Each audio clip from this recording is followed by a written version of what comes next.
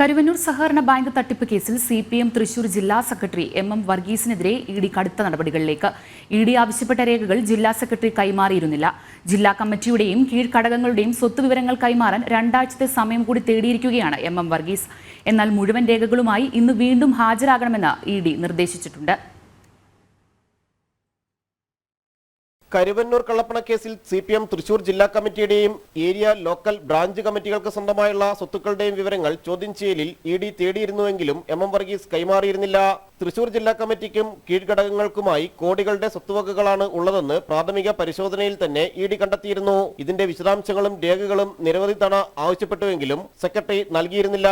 തിങ്കളാഴ്ച നടന്ന ചോദ്യം ചെയ്യലിലും പാർട്ടി മറച്ചുവെച്ചിട്ടുള്ള ആസ്തി വിവരങ്ങൾ ശേഖരിക്കാനാണ് അന്വേഷണ സംഘം ശ്രമിച്ചിരുന്നത്.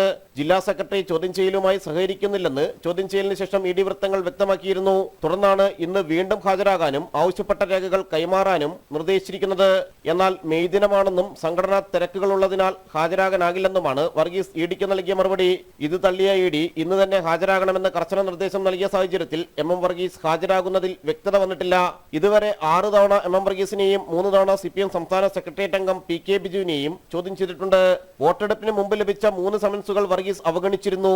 ഇന്ന് ഹാജരായില്ലെങ്കിൽ കടുത്ത നടപടികളിലേക്ക് അന്വേഷണ സംഘം കടക്കും. ജനം, കൊച്ചി.